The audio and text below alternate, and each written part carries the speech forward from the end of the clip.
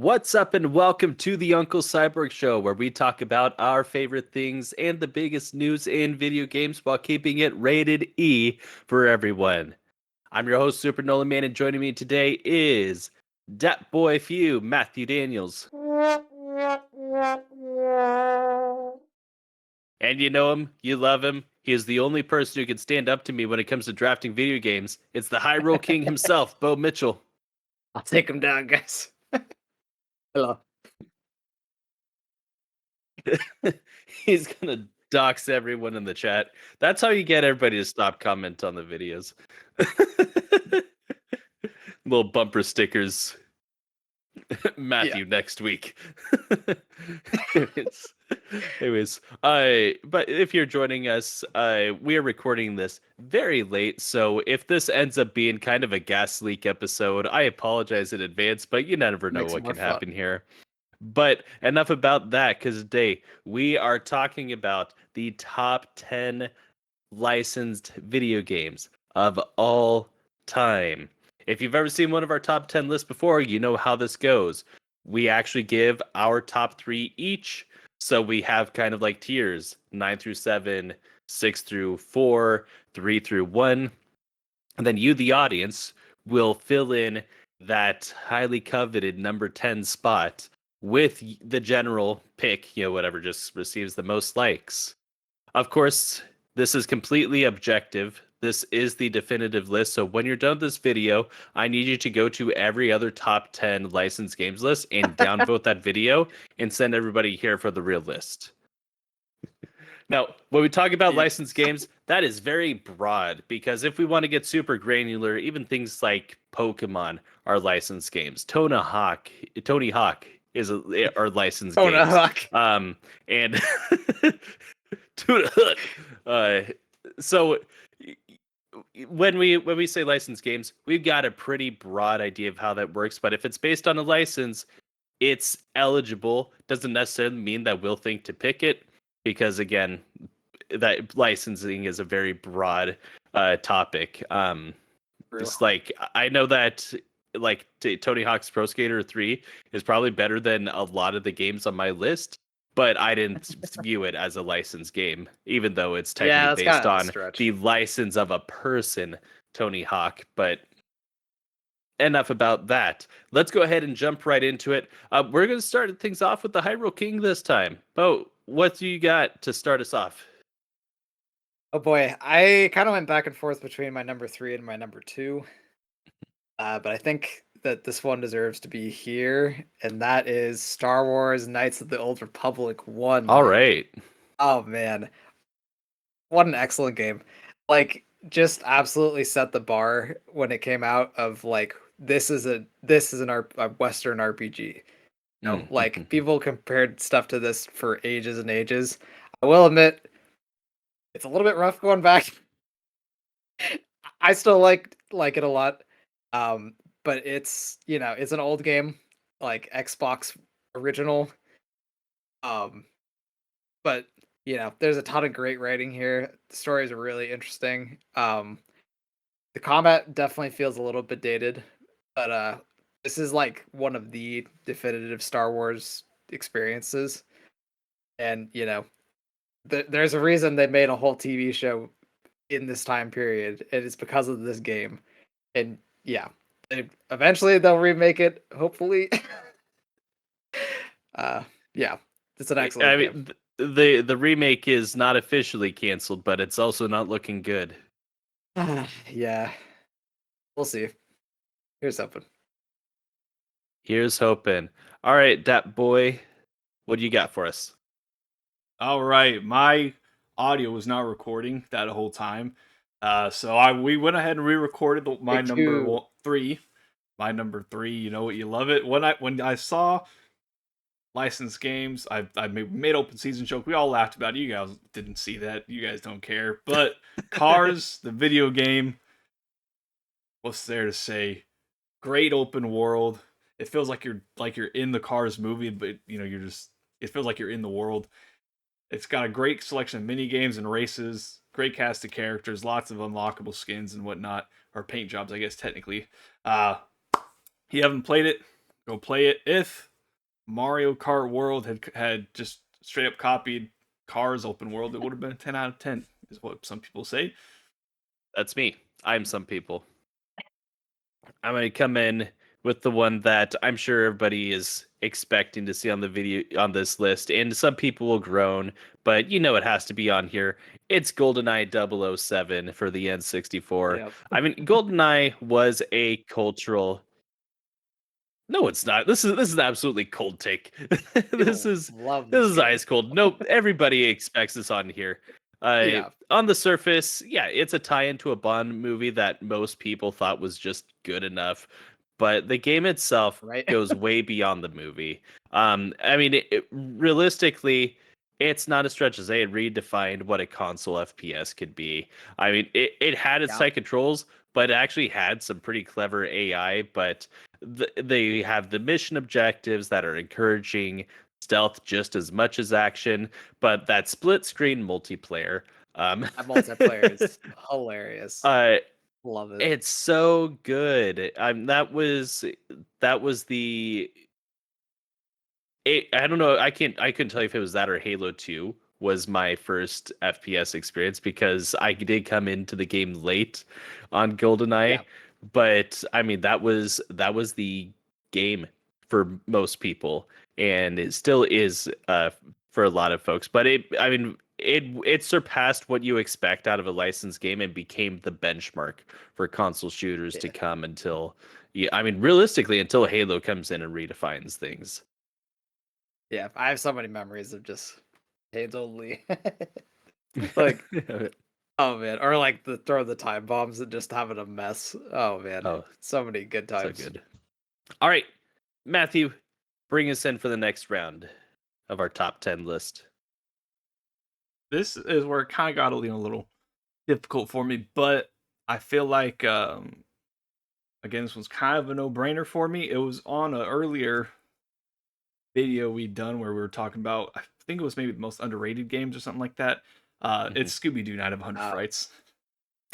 Ah, nice. I will mention Oh. that game I on love this your picks. every single time. Let me tell you, it's a great game. It's like you're in a Scooby-Doo episode, man. It's like they made Scooby-Doo the game, the movie, except you're the movie in the game. Great, some of the best platforming you ever see.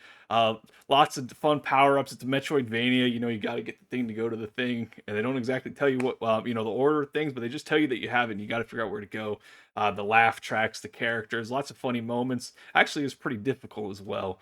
But I think, when you're talking about everybody likes to play Souls likes, now we need Scooby-Doo likes, and this is the best of them.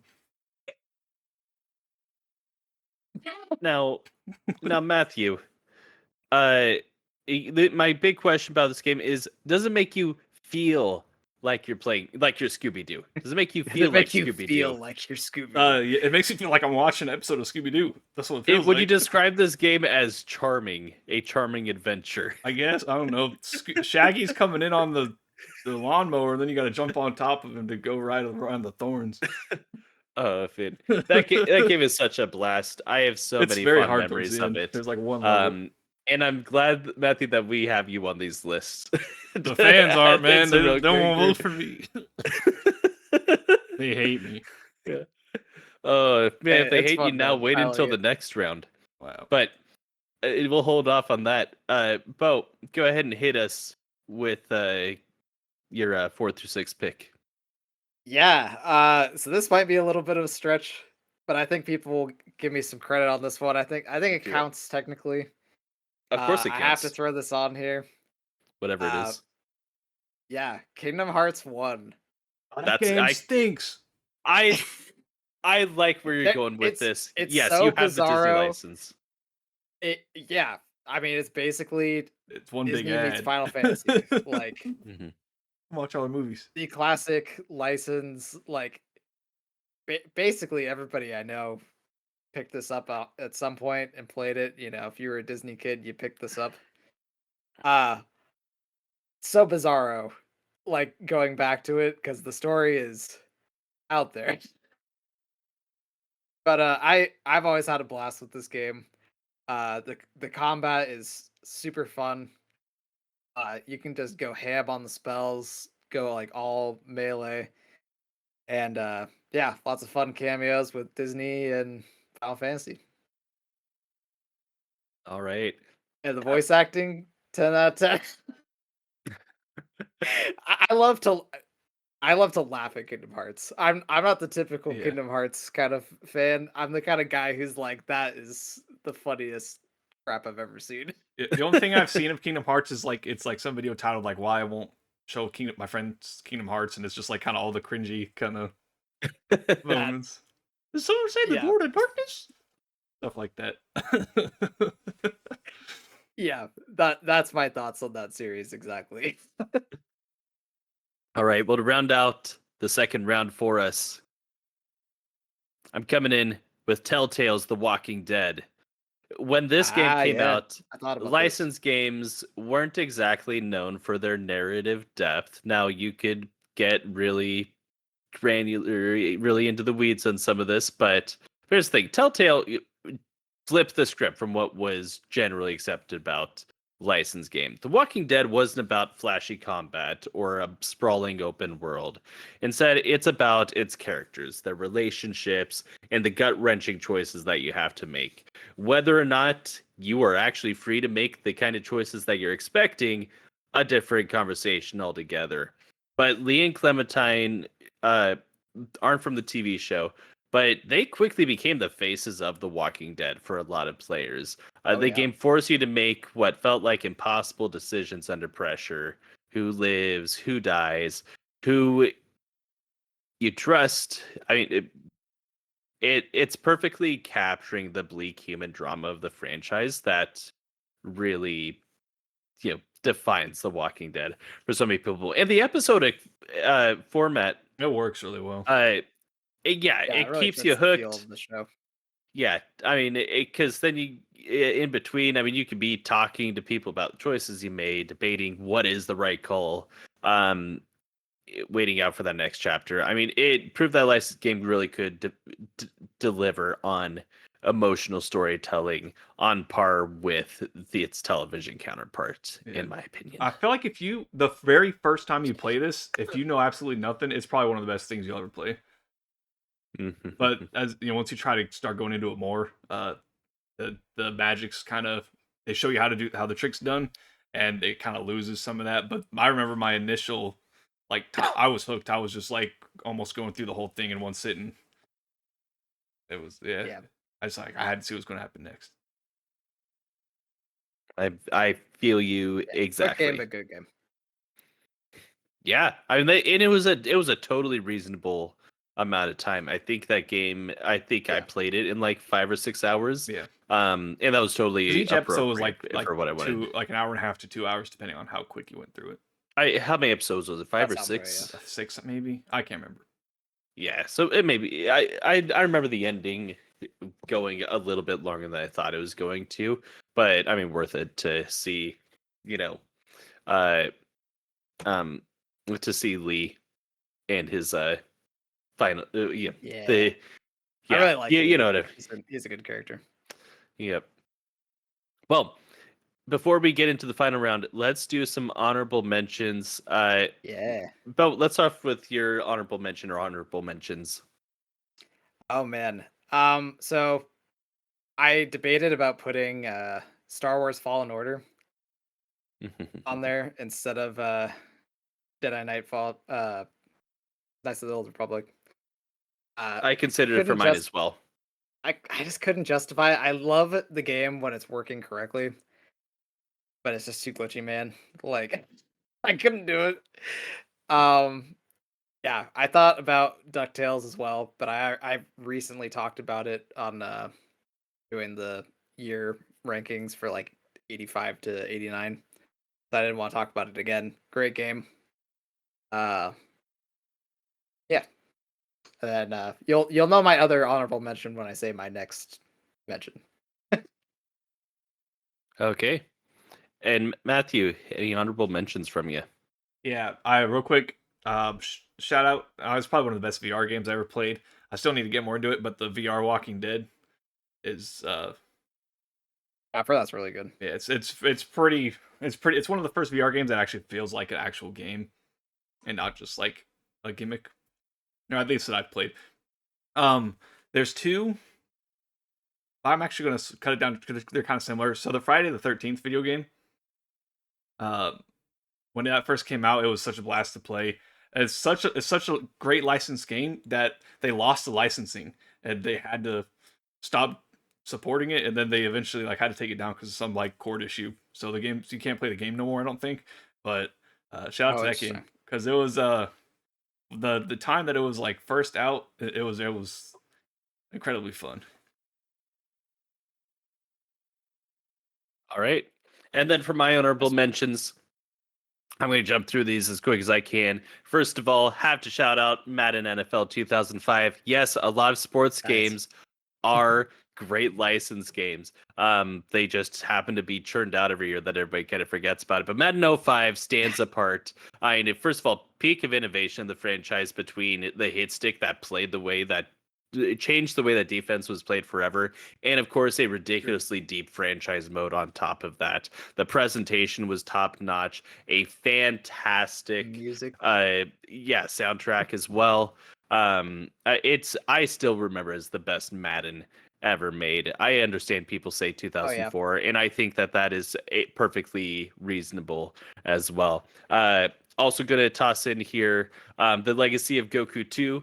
Have to throw it in there because here's the thing. I mean, the first one, incredibly clunky, incredibly short. It feels like a really half-baked experiment. But Legacy of Goku 2, a legit action RPG. Limited, yes, but there's not been a game before or after that has captured the essence of a franchise so faithfully as the Legacy of Goku 2 did, which is why it needed to be shouted out here. And then I'm also going to go ahead and call out Lego Star Wars 2, the original trilogy. I mean, before this game, Lego tie-ins weren't necessarily guaranteed hits, but Lego Star Wars 2 really perfected that formula. And I can't name somebody who was playing video games in 2006 who did not spend ridiculous hours trying to collect everything in that game. This is if platinum trophies were as big a thing then as they are now, and just the completionist mindset, this would have been Bloodborne for that generation, where everybody who wants to be collecting things is going to be like, that's the game that everybody goes and collects. But anyways, let's go ahead and bring it into the final round. Bo, go ahead and kick us off with the top 3 spots. Oh man. So I had to do it, man. One of the best licensed games ever made, Arkham City. Oh man. I love Arkham Asylum almost as much, but I couldn't justify putting it above Arkham City because there's just so much to do in Arkham City. I also am somebody who really likes Arkham Knight as well, but Arkham City just has it all, man. Like, the story is grade A, top-notch stuff. Combat is basically perfect. The world is, tons of great secrets there, tons of great references. And, like, it still holds up really well. Like, it's a great game. It's kind of crazy how, like, great that overworld is. Like, when you compare it to stuff that's coming out nowadays, like, it's my jam. Yeah, if they nailed it feeling like an actual like city that was taken over by crime. Yes. Yeah, feels very like, city prison, like they were going for, if they really nailed that. Right. Yeah. And the villains, like, man, like, easily some of the best appearances of Batman's villains in like anything. Yep. Like, absolutely incredible stuff. All right, Matthew. All right. Now, if you want to talk about for licensed games, the thing that has gotten like far more often than not some of the best games in terms of licensed games, Lord of the Rings. They have such a deep library of great games that they've made. They have the MMO Lord of the Rings Online, Return of the King is a lot of people's favorite Lord of the Rings game, Battle for Middle Earth 2. But the one I'm going to talk about here is the one that is the least actual license thing, I guess. Shadow of War to me is just the funnest That game, game's great. Lord of the Rings game to play. I know it's not really Lord of the Rings; it's kind of its own uh, spin-off thing, but it took That's what a everything. license is for. Yep, it took everything that Shadow of Mordor did. Like when you start to when you end, it took basically your ending powers of Shadow of Mordor, put them on put you on a bunch of steroids and crack, and then set you back in. You have your powers are bigger and better, and you can only unlock more as you go. The whole siege thing, while it does, it was kind of sold false hope when the game was first announced. They made it look a little more of a variety than it is, but the sieges to me are still really fun to do. It's over the top. It's over the top controlled chaos in a way that no one's really done, and being able to have capturing orcs, turn them into your chiefs, and then having them go up against other guys, and yeah, it is such a great experience. System so much. Yep, and you'll never So see it good. again. You'll never see it again. WB. All right. Well, I was going to round off our top 10 with Teenage Mutant Ninja Turtles: Turtles in Time. That was going to be my number one. It is now relegated to an honorable mention. Even though I absolutely love that game. Maybe my favorite arcade beat 'em up. But I will not stand for Star Wars Jedi Fallen Order slander. Oh man. Here's the thing. Yeah, that's gonna be my number one here. Here's the thing. Fallen Order filled a huge void so good. for fans. Good. It is such a fantastic game, and slander is also a very big word. Like that is not very loaded. Not hating out at all. Yeah, not hanging on. I know Bo had a crazy amount of glitches with it. I had one the entire time, and that's when I was doing cleanup. I fell through the ice once, and that did cause some problems for me, and I had to reload some stuff. But I mean, Fallen Order filled a huge void for fans because for years Star Wars games had either been canceled or they were multiplayer shooters like Battlefront. Yep. Yeah.